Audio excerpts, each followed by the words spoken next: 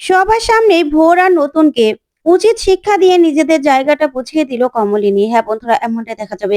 তাই সম্পূর্ণ জানতে ভিডিওটিতে লাইক দিয়ে চ্যানেলটি সাবস্ক্রাইব করে দেখতে থাকুন।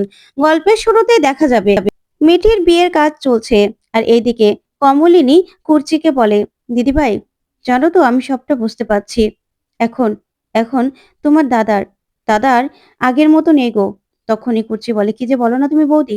তখন কমলিনী বলে, হ্যাঁ, একটা মানুষকে যদি প্রতিনিয়ত একটা মানুষ ফোন করতে থাকে, তার খোঁজ নিতে থাকে, তার খেয়াল রাখে, তার সঙ্গে থাকে, তাহলে তার মনের মধ্যে তার জন্য একটু হলেও জায়গাটা তৈরি হয়। তখন কুর্চি বলে, তুমি ভোরের কথা বলছো, তাই তো?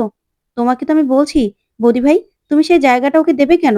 তখন কমলিনী বলে, তোমার নতুনটার কথা আমি বলছি না। তবে তোমার নতুনটা ঠিক থাকলে সবই ঠিক থাকবে। কিন্তু তারপরেও ওই মেয়েটা ওই মেয়েটা তো বড্ড বাড়াবাড়ি করছে, তাই না? আর তোমার নতুন দাও সেটাতে না সায় দিচ্ছে। আমি বুঝতে পারছি ওর মনের মধ্যে একটু হলেও ওই মেয়েটার জন্য জায়গা আসছে। কারণ ও যা চাইছে আমি তো ওকে দিতে পারছি না, সেই জন্য। তখন কুর্চি বলে, বৌদি ভাই, এ কথাটা তুমি একদম বলবে না। তোমাদের তোমাদের সম্পর্কটা না এখন আর মনে নেই। তোমাদের বিয়ে হয়ে গেছে। তাহলে এসব কথাগুলো কেন বলছো? ওই ভোরকে তুমি জায়গাটা তৈরি করতে দেবে কেন? ওই মেয়েটাকে তো দেখছি সব সময় সব সময় নতুনদার ঘাড়ের উপর উঠে দাঁড়িয়ে আছে। তুমি তুমি কেন সেই সুযোগটা দিচ্ছ? তখন কমলিনী বলে, আমি কি সুযোগ দেব বলো তো? আমি কি সুযোগ দেব? এখন আমি বুঝতে পারছি ওই মানুষটাকে তো আমি চিনি। এত বছর ধরে চিনি। আমি সবকিছু বুঝতে পারছি। আমার পক্ষে যেটা সম্ভব হয়নি। ওই মানুষটা তো দুর্বল, তাই না? তখন কুর্চি বলে, তুমি না এসব কথাগুলো বলো না বৌদি ভাই। নিজেদের মধ্যে নিজেদের মধ্যে ভুল বোঝাবুঝিগুলো মিটিয়ে নাও। এরকম করো না। তখনই অয়ন্তী পাশে আর বলে, কুর্চি এখানে আছো কেন? আর বৌদি, আপনি বা এখানে বসে আছেন কেন বলুন তো? চলুন, ওখানে বিয়েটা আপনাকে লাগবে, চলুন। তখন কুর্চি বলে, তুমি এরকম করো না তো। ইম্পর্টেন্ট কথা বলছি, দেখছো তো বৌদির মনটা ভালো নাই। তখন অয়নদীপ বলে, হ্যাঁ আমি তো বুঝতেই পারছি। আমি তো বৌদিকে আগেই বারণ করেছিলাম, তাই না? সেই ব্যাপারেই তো সতর্ক করছি বৌদিকে। বৌদি, নিজের জায়গাটা কখনো ছেড়ে দেবেন না। কেন আরেকজনকে ঢোকার পারমিশন দিচ্ছেন? আর আরেকজনকে কেনই বা সুযোগটা দিচ্ছেন? আপনাকে তো আমি বললাম যে এখনো শক্ত করে সবটা ধরুন। এইভাবে এভাবে রাগ করে হাল ছেড়ে দেবেন না বৌদি। রাগ করে আছেন কেন? এই সবটা আপনার, আপনার অধিকার। নতুন দা আপনার। তাহলে আপনি কেন আরেকজনকে রাগ করে জায়গাটা ছেড়ে দিচ্ছেন বলুন তো? নিজের জায়গাটা ছাড়বেন না বৌদি। আপনাকে তো আমি বলছি, ওই ভোরবেলা মেয়েটা দেখছো না কেমন করে নতুনদার নতুনদার একদম ঘাড়ের উপর উঠে বিয়ে দেখছিল। আমার না একদম অসহ্য লাগছিল। বিশ্বাস করো। তখন কুর্চি বলে, সেটাই তো। তখন কমলিনী বলে, আমি আর কি বলবো বলো তো? আমার আর কিছু বলার আছে? ওইদিকে ওইদিকে কৃষাণুর হাতে সিঁদুর তুলে দেয়, যা দেখে অনন্যা রেশমি তাকিয়ে থাকে। তারপরে দেখা যাবে ভোর এনে নতুনকে শরবত দেয়। তখন নতুন শরবতটা হাতে নেয়। ওইদিকে কুর্চি বলে, হ্যাঁ দেখছি তুই মেয়েটা বাড়াবাড়ি। মেয়েটা সব সময় নতুন তার সঙ্গে একদম পিছন লেগে আছে। ওই তো এখন আবার নতুন তাকে শরবতও এনে দিয়েছে। দেখো না, নতুন দা উপোস ছিল তো, সেজন্য সেজন্য শরবত এনে দিয়েছে। তখন কমলিনী নতুনের দিকে তাকিয়ে থাকে। তখন কুর্চি বলে, এই মেয়েটার বাড়াবাড়িগুলো আমার একদম ভালো লাগছে না। মেয়েটাকে না আমি সহ্য করতে পারছি না। এত বাড়াবাড়ি করার কি আছে? দেখো, নতুনদার উপোস ভাঙালো শরবত খাইয়ে। তখন কমলিনী এই কাণ্ড দেখে চমকে যায়, অবাক হয়ে তাকিয়ে থাকে। ওইদিকে নতুন শরবতটা খেয়ে নেয়। তখন অয়নদীপ বলে, আচ্ছা বৌদি, আপনি আরেকজনকে শরবত দেওয়ার সুযোগটা দিলেন কেন? আপনি কেন দিলেন না বলুন তো? তখন কমলিনী বলে, আসলে অয়নদীপ দা, আমি দেখলাম যে আমি না থাকলেও ওর যত্ন নেওয়ার, ওর খেয়াল রাখার কেউ আছে কিনা। দেখুন না, দিব্যি দিব্যি শরবতটা খেয়ে নিল। আমার কথা একবারও ভেবেছে? আমার কথা একবারও মনে করেছে? তখন তখন অয়নদীপ তাকিয়ে থাকে। তখন কমলিনী বলে, আমিও বুঝতে পারছি সবটা। আপনার নতুন দ্বারও এসব খুব ভালো লাগছে। তখন কুর্চি বলে, তুমিও তো উপোস আছো বৌদি। তাহলে তোমার কথা নতুনদা কেন ভাবলো না? একা কেন খেয়ে নিল? এই চলো তো, এখনই যাব। চলো। এই বলেই অয়নকে নিয়ে কুর্চি নতুনের কাছে আসে। তখন কুর্চিকে দেখেই নতুন বলে, কুর্চি, তোমরা খেয়েছো? তখন কুর্চি বলে, কি নতুনদা, উপোস ভাঙলে নাকি? তখন নতুন বলে, হ্যাঁ, নির্জলা উপোস ছিলাম তো। তাই ভোর শরবত দিল, খেয়ে নিলাম। তখন কুর্চি বলে, বৌদিও তো উপোস ছিল। বৌদি খেয়েছে কিনা সেটা একবারও জানতে চেয়েছো? তখন নতুন বলে, কমলিনীকে তো সেই কখন থেকে দেখছি না। তখন কুর্চি বলে, দেখতে হবে তো, চলো। তারপর নতুনকে নিয়ে কুর্চি আর অয়নদীপ চলে যায় কমলিনীর কাছে। ওইদিকে মিঠিকে সিঁদুর পরিয়ে দেয় কৃষাণু, যা দেখে খুশি হয়ে যায় সবাই। তারপরেই দেখা যাবে কমলিনী নতুনের কাছে এসে বলে, কমলিনী, তুমি কিছু খেয়েছো? খাবে না?" তখন কমলিনী বলে, "না গো, আমাকে তো আর কেউ শরবত দেওয়া নেই। তাই আমি কিছু খেতে পারিনি।"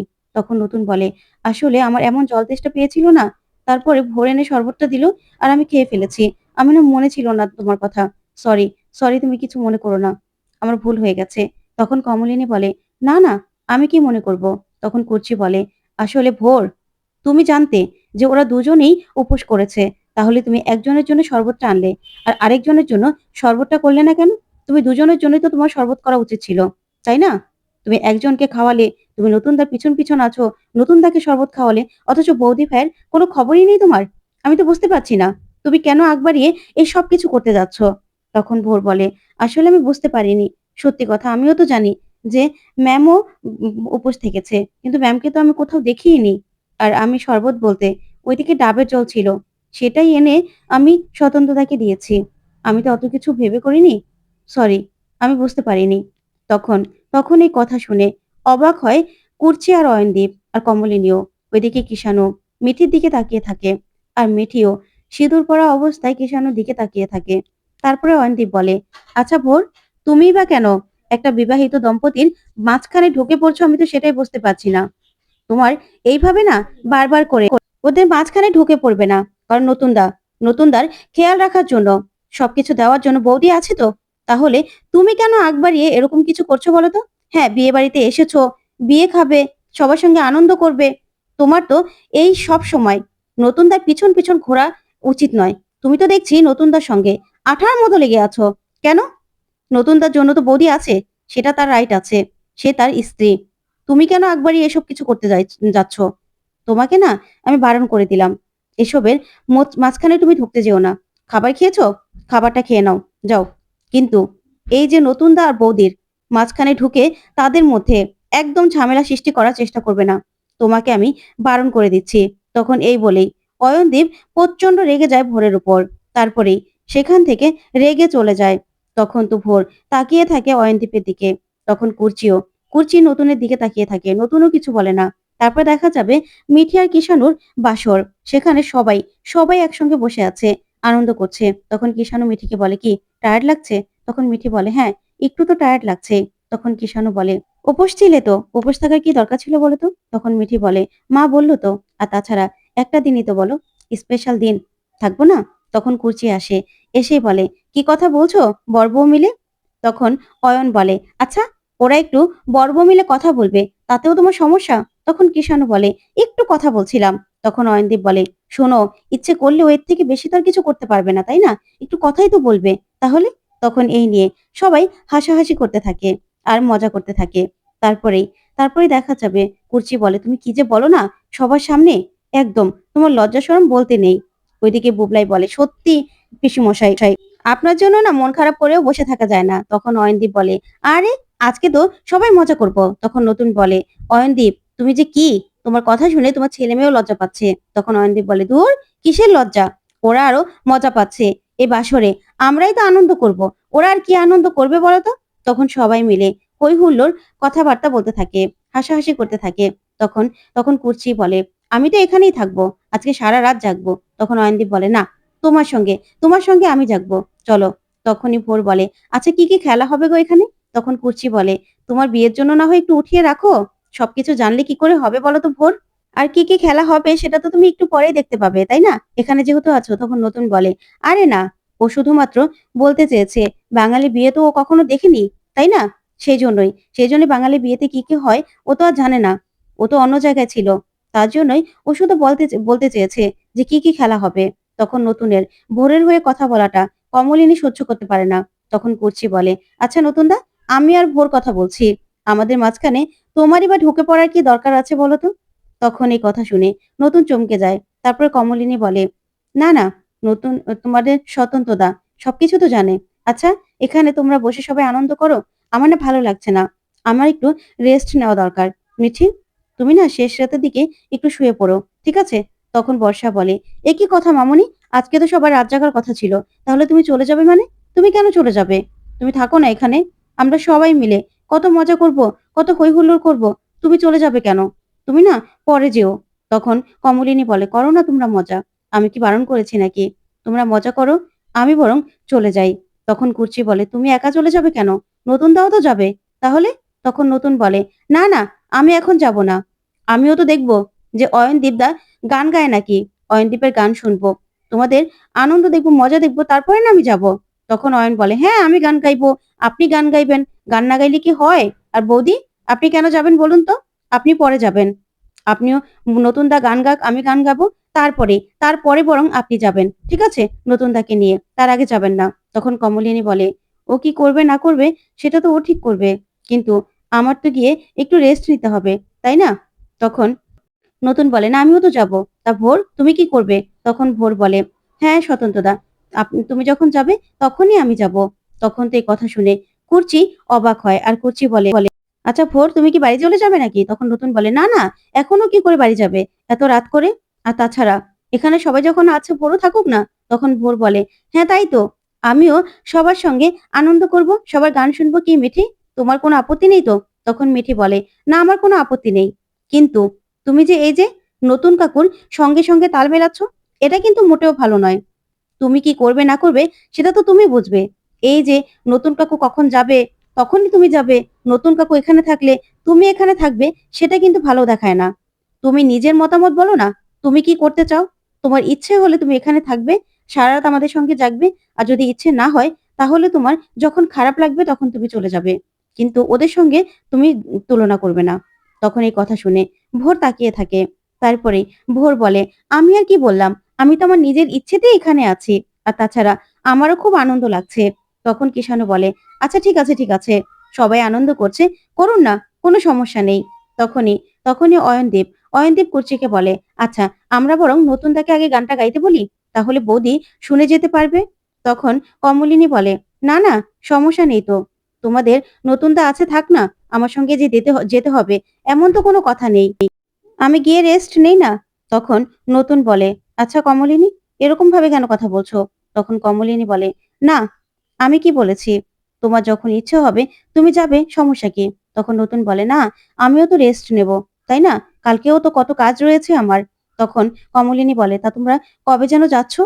তখন নতুন বলে, এই তো মিঠির বউ ভাতের পরে। তারপরে নতুন বলে, আচ্ছা কিষাণু, কোথায় হানিমুনের প্ল্যান করেছো? তখন কিষাণু বলে, না, আমরা নেক্সট মান্থে যাব। তখন নতুন বলে, আচ্ছা ঠিক আছে, তাহলে তো আমাদের সঙ্গে যেতে পারবে। তখন ভোর বলে, হ্যাঁ চলো না আমাদের সঙ্গে, খুব মজা হবে, খুব ভালো লাগবে। তখন কমলিনী এই কথা শুনে খুব রেগে যায়। তারপরে নতুন বলে, হ্যাঁ ওখানে তো আমাদের 2 দিনের কাজ, সবাই মিলে গেলে খুব ভালোই হবে। তখন ডাবলু বলে, আমরা যেতে পারবো তো, নাকি আবার আমাদের বাদ দেওয়া হবে? তখন নতুন বলে, আরে না, সবাই মিলে সবাই মিলে যেতে পারবে। তোমরা বরং তোমরা বরং আমাদের 2 দিনের কাজ তো 2 দিনের পরেই জয়েন করে নেবে, তাহলেই হবে। আর আর বেশি কিছু লাগবে না, বুঝতে পেরেছো? সবাই মিলে একটা ফ্যামিলি ট্রিপ হয়ে যাবে, খুব হই হুল্লোড় করবো। তখনই কুর্চি বলে, এই যাবে তো, আমি কিন্তু যাব। তখন অয়নদীপ বলে, দরকার নেই, তোমাকে ছাড়া আমি থাকতে পারবো না। তখন কুর্চি বলে, বৌদি যাবে, আমি যাব, আমি বৌদির সঙ্গে যাব। তখন কমলিনী বলে, আমি তো বলিনি আমি যাব। তখন এই কথা শুনে অবাক হয় সবাই। তখন কুর্চি বলে, কি বলছো তুমি? বৌদি ভাই, তুমি যাবে না কেন? তুমি যাবে তো, আমিও যাব। তখন কমলিনী বলে, না আমি যাব না। তখন মিঠি বলে, মা যখন যাবে না তাহলে তো আর এই প্ল্যানিং এর কোনো মানেই হয় না। তখন নতুন বলে, আচ্ছা কমলিনী, তুমি কেন যাবে না বলো তো? তুমি কেন যাবে না? তখন কমলিনী বলে, আমার ইচ্ছে করছে না, তাই আমি যাব না। তখনই ভোর বলে, আচ্ছা বৌদি, চলুন না, খুব ভালো লাগবে। তখনই কমলিনী বলে ওঠে, আচ্ছা ভোর, তোমাকে আমি কতবার বলেছি, আমরা স্বামী স্ত্রী যখন কথা বলবো তখন আমাদের মাঝখানে একদম তুমি ঢুকে পড়বে না। তোমাকে আমার কতবার বলতে হবে বলো তো, যে তুমি আমাদের মাঝখানে কথা বলবে না? তখন ভোর এই কথা শুনে চমকে যায়। তারপরে বলে, আমি আর কি বললাম, আমি তো শুধু বললাম যে আপনি গেলেও খুব ভালো লাগবে, আমরা যাচ্ছি। তখন কমলিনী তাকিয়ে থাকে। তখন ভোর বলে, হ্যাঁ আমরা তো যাব, আর সবাই মিলে কত আনন্দ হবে, কত হই হুল্লোড় হবে, সবাই মিলে খুব মজা করতে পারবো, সেজন্যই বলছিলাম। তখন নতুন বলে, আচ্ছা ভোর, তোমার বৌদি যখন চাইছে না তুমি আমাদের মাঝখানে কথা বলো, তাহলে কেন বলো বলো তো? তখন কমলিনী বলে, আসলে এটা না, আমি চাইছি না সেটা বড় কথা নয়, এখানে না অনেকেরই অনেকেরই এই ব্যাপারটার দৃষ্টিকটু লাগছে।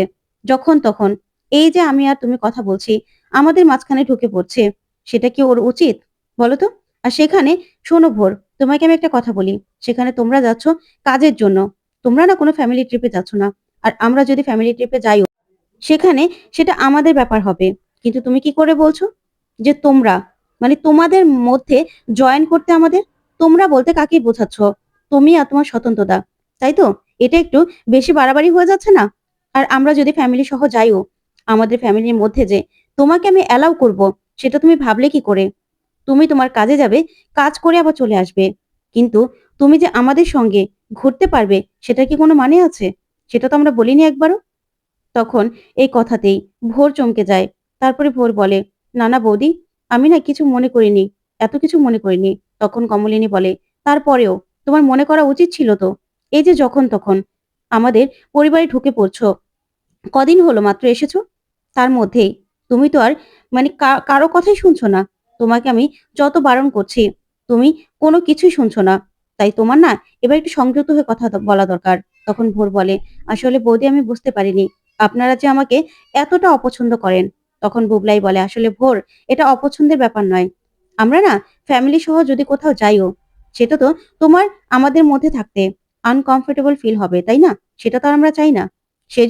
সেজন্যই মা বলেছে।" তখন বাবিল বলে, "হ্যাঁ, তাই তো। তুমি আমাদের মধ্যে থেকে আনইজি ফিল করো, সেটা আমরা চাই না। তোমার খারাপ লাগুক, সেটাও আমরা চাই না।" তখন মিঠিল বলে, "আমারও সেটাই মনে হয়। আসলে ভোর, তুমি না সব ব্যাপারে ঢুকে পড়ছো। এই যে তুমি বিয়েতে এসেছো, হ্যাঁ আনন্দ করো, হৈ হুল্লোড় করো। তাতে তো আমাদের কোনো সমস্যা নেই। কিন্তু তোমরা তো দার্জিলিং এ কাজে যাবে, তাই না? তারপরেও যে তুমি আমাদের সঙ্গে থাকতে পারবে, তোমাকে যে আমরা অ্যালাউ করব, সেটা তো নাও হতে পারে। তাহলে তুমি আগ বাড়িয়ে কেন এসব কথাগুলো বলছো? আমিও না বুঝতে পারছি না। আমারও এই ব্যাপারগুলো খারাপ লাগছে।" ওইদিকে কমলিনী রাগান্বিতভাবে ভোরের দিকে তাকিয়ে থাকে। তারপরে মিঠিল বলে, "তোমাকে না আমরা ছোট করতে চাই না। আর তোমাকে আমরা কথাও শোনাতে চাই না।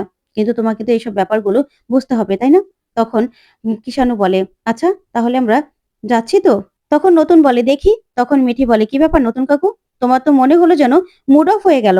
তখন নতুন বলে, "মুড অফ হওয়ার কিছু নেই। আসলে ভোর তো আমার গেস্ট, তাই না? তাহলে আমার গেস্টকে যদি প্রতি মুহূর্তে অপমানিত হতে হয়, কথা শুনতে হয়, সেই ব্যাপারটা তো আমারও খারাপ লাগে, তাই না? ও এত কিছু কি করে বুঝবে? আমরা আমরা যদি সবাই যাই, ও যদি যেতে চায়ও, সেটা তো ওর ব্যাপার। কিন্তু এইভাবে প্রতি মুহূর্তে যদি ওকে সবার সামনে ছোট করে কথা বলা হয়, অপমান করা হয়, সেটা তো আমারও অপমানের জায়গায় পড়ে। তাহলে আমার কি মন খারাপ হবে না?" তখন কমলিনী নতুনকে বলে, "ও সরি, আমি না বুঝতে পারিনি।" তখন ভোর তাকিয়ে থাকে। তখন কমলিনী বলে, "আসলেই, আসলেই ভোর আমি বুঝতে পারিনি। তুমি তো আমার মেয়ের বয়সী, মেয়ের মতো। তাই তোমাকে আমি একটু কথা বলে বুঝিয়ে দিতে চেয়েছিলাম যে আসলে তুমি যেরকম ভাবে কথা বলো, যে কথাগুলো বলছো, সেটা কিন্তু সবার কাছে ভালো লাগবে না। এটাতে যদি তোমার খারাপ লেগে থাকে, তাহলে তুমি আমাকে ক্ষমা করে দিও।" তখন নতুন তাকিয়ে থাকে কমলিনীর দিকে। তখন কমলিনী কিচ্ছু বলে না। নতুনের দিকেই তাকিয়ে থাকে। তো বন্ধুরা, কেমন লাগলো আজকের আপডেট? কমেন্ট করে জানাতে ভুলবে না। ধন্যবাদ।